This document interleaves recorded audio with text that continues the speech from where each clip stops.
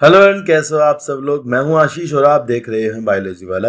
मैं आपके लिए लेकर आया हूं शॉर्ट वीडियो जिसमें कि आपको पेनक्रियाज के फंक्शन और पेनक्रियाज का जो एंडोक्राइन पार्ट है उसके बारे में बताऊंगा। कौन सी सेल कौन सा हार्मोन बताती है, कौन सी डिजीज हो सकती है हार्मोन की कमी से, या कौन सा हार्मोन क्या फंक्शन करता है। तो इस वीडियो को हम छोटी छोटी चीज़ों को कवर करेंगे। पेनक्रियाज से रिलेटेड जो क्वेश्चन होते हैं वो आपके इस वीडियो से कवर हो जाएंगे। तो करते हैं वीडियो को शुरू, ज़्यादा बातें नहीं करते हैं।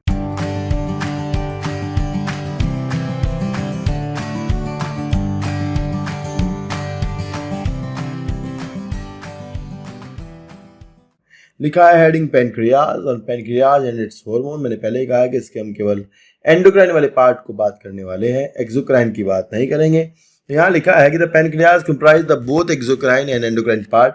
इसीलिए आपको मैं बता दूं इसको हम मिक्स ग्लैंड कहते हैं। तो ये सवाल आता था कि मिक्स ग्लैंड कौन सी है, तो आप बता दोगे मिक्स ग्लैंड पेनक्रियाज है। The endocrine part consist of small mass of hormone secreting cells called islet of Langerhans. तो ये सवाल है कि जो इसका एंडोक्राइन पार्ट होता है वो आइसलेट ऑफ लैंगरेंस कहलाता है। लगभग 2% ये पार्ट इसका होता है। ज़्यादा पार्ट इसमें एक्सोक्राइन का ही पाया जाता है जो कि एंजाइम बनाता है। नेक्स्ट है यहाँ पर इस आइसलेट ऑफ लैंगरेंस वाले पार्ट में कुछ सेल्स पाई जाती हैं जैसे अल्फा सेल्स, बीटा सेल्स और गामा सेल्स और पीपी सेल्स इस तरह की होती हैं। तो यहाँ हम अल्फा बीटा गामा की बात करने वाले हैं। अल्फा सेल्स में आप देखोगे जो अल्फा सेल्स होती हैं इसकी वो आपकी एक ग्लूकागोन हार्मोन बनाती हैं। ध्यान रखोगे यहाँ जो हार्मोन होते हैं ग्लूकागोन हो चाहे इंसुलिन हो दोनों ही पॉलीपेप्टाइड होते हैं। ये क्वेश्चन आता है आपका पेपर में। तो दोनों पॉलीपेप्टाइड हार्मोन है। ग्लूकागोन क्या करता है आपको बता दूं, ग्लूकागोन को ब्लड शुगर को बढ़ाना होता है। तो ग्लूकागोन आपका एक हाइपर ग्लाइसेमिक हार्मोन है। ये ध्यान रखेंगे कैसा है, हाइपर ग्लाइसेमिक। दैट मीन्स इसको ब्लड शुगर को इंक्रीज करना होता है, ब्लड शुगर बढ़ानी होती है किसी भी तरह से। तो उसके लिए कुछ कुछ उपाय लगाता है, जैसे कि सबसे पहले तो ये क्या करता है, ग्लाइकोजन का ब्रेक डाउन बढ़ाता है ग्लूकोज इनटू लीवर में। लीवर में मतलब जो ग्लाइकोजन स्टोर्ड होता है उसको तोड़ता है और उसका ग्लूकोज बनाता है। तो हम इसको ये कह सकते हैं कि ये ग्लाइकोजिनोलाइसिस को प्रमोट करता है, ये हो सकता है। दूसरा है promoting conversion of other nutrients like amino acid, lactic acid etcetera into glucose. इसको हम कहते हैं ग्लूकोनियोजेनेसिस। तो ये भी कह सकते हैं कि ये ग्लूकोनियोजेनेसिस को प्रमोट करता है। तीसरा करता है enhancing release of glucose into blood, सीधा सीधा ब्लड में ग्लूकोज के रिलीज को बढ़ाता है। तो ये एक हाइपरग्लाइसेमिक हार्मोन है। इसकी ज़्यादा होने से भी शुगर हो सकती है, ध्यान रखना। अगर ये ज़्यादा हो जाए तो ये शुगर बढ़ा देगा। ये कहाँ पर काम करता है, लीवर पे, एडिपोज टिश्यू पर, इन पर टारगेट करता है, ये ध्यान रखेंगे।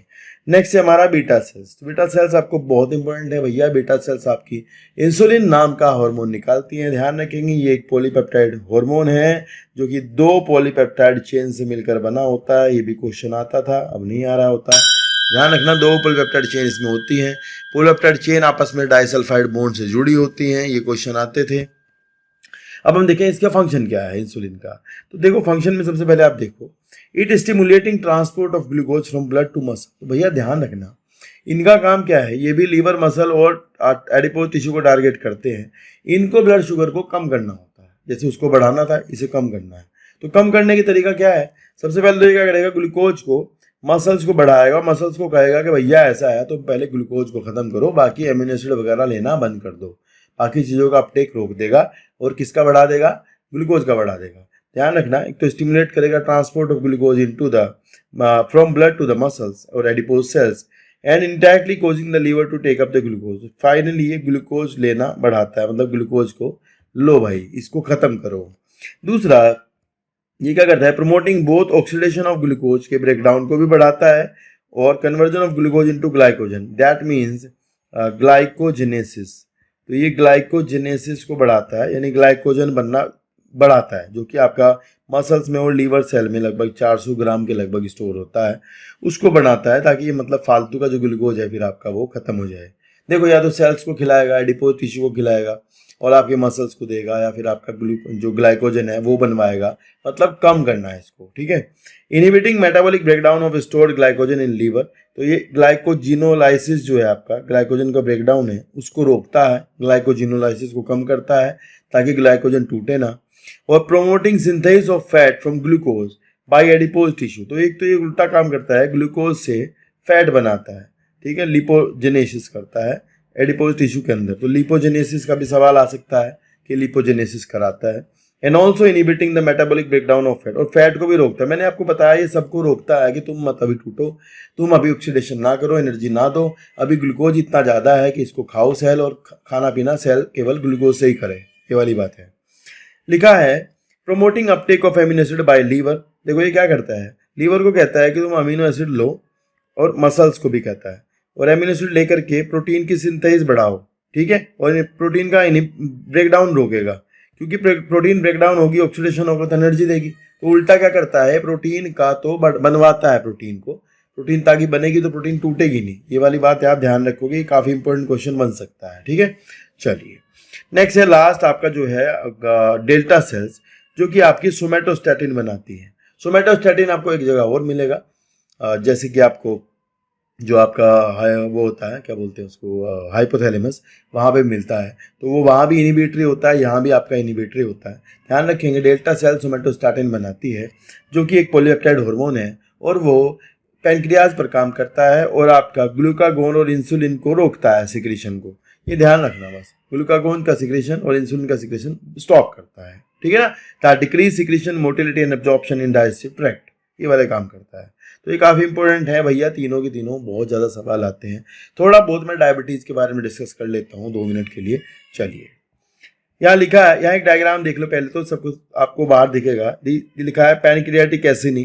पैनक्रियाटिक एसिनी में आपको समझ में आएगा कि ये जो बाहर वाला पार्ट है बाबू, ये जो है ये आपका एक्सोक्राइन पार्ट है।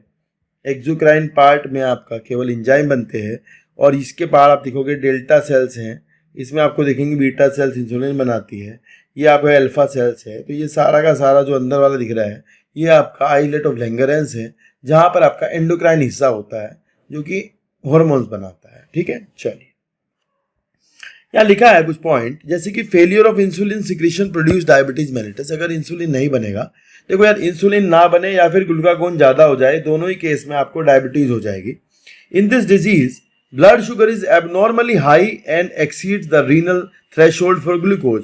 तो रीनल थ्रेशोल्ड जो है वो 180 वैल्यू उसकी होती है, उससे अगर ज़्यादा मान लो आपके ब्लड में शुगर हो जाती है, तो फिर वो शुगर आपकी किडनी से बाहर आना शुरू हो जाती है, ठीक है ना। रीएब्जॉर्प्शन उसका कम हो जाएगा और यूरिन के साथ बाहर निकलेगी, उसी को अपने डायबिटीज मेलिटस की कंडीशन कहते हैं। साथ ही साथ ग्लूकोज यूरिन में आना शुरू हो जाएगा, इसको ग्लाइकोसूरिया कहते हैं।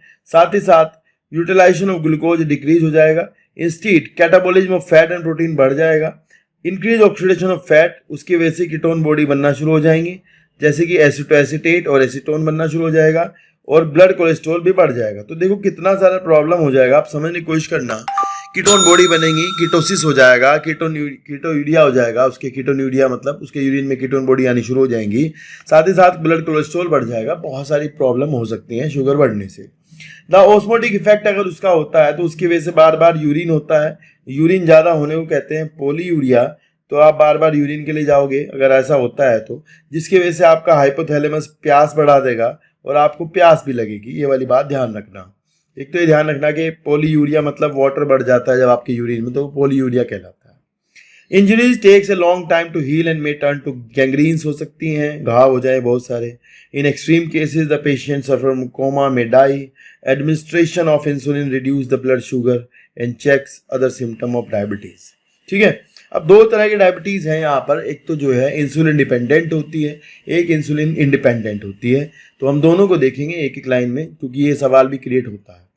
लिखा है diabetes mellitus type 1, it is insulin dependent diabetes mellitus. तो ये कैसी है भाई, ये इंसुलिन डिपेंडेंट डायबिटीज मेलिटस है, IDDM जिसे कहते हैं, and also known as juvenile onset diabetes, and because it most commonly develop in people younger than 20। It is an autoimmune disorder in which immune system destroy B cells. तो यार ये समझो आप, अगर इम्यून सिस्टम बी सेल को ही, beta cells को ही destroy कर देगा, तो ये जेनेटिक डिसऑर्डर हो जाएगा, मतलब ये पीछे से आएगा। और आपको भी इंसुलिन होगा अगर पीछे माता पिता में होगा तो, मतलब डायबिटीज होगी अगर पीछे भी होगी तो, है ना, क्योंकि यार ये तो खत्म ही कर रहा है किसको, बीटा सेल्स को। तो ये वाला ज्यादा प्रॉब्लमेटिक केस है। दूसरे वाले में होता है टाइप 2 में ये कि non insulin dependent diabetes mellitus.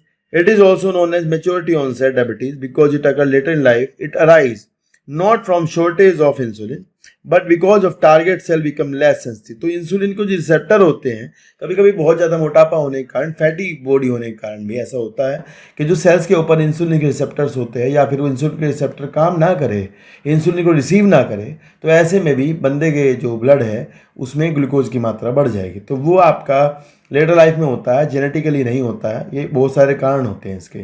तो 2 केस हैं, डायबिटीज़ मेलिटस टाइप 2 और टाइप 1। टाइप 1 भयंकर खतरनाक है भाई, टाइप 2 फिर भी आदमी चला लेता है थोड़ा बहुत, ठीक है। तो ये थोड़ा सा पेनक्रियाज के हार्मोन के बारे में छोटी सी वीडियो थी, आपको कैसी लगी ज़रूर बताना। ऐसी वीडियो आपको लगातार मिलती रहेंगी, साथ ही साथ NCERT वाली वीडियो मिलती रहेंगी। और अगर आपने वीडियो पूरी देखी तो बहुत बहुत धन्यवाद। Please share to your friends. और जितने भी एग्जाम होते हैं, TGT PGT नीट वगैरह, जो भी, हर जगह इसका सवाल आता ही है, बहुत सारे पेपर में पूछा जाता है, तो आपको ज़रूर मिलेगा क्वेश्चन यहाँ से। Thank you so much for watching this, take care, bye bye.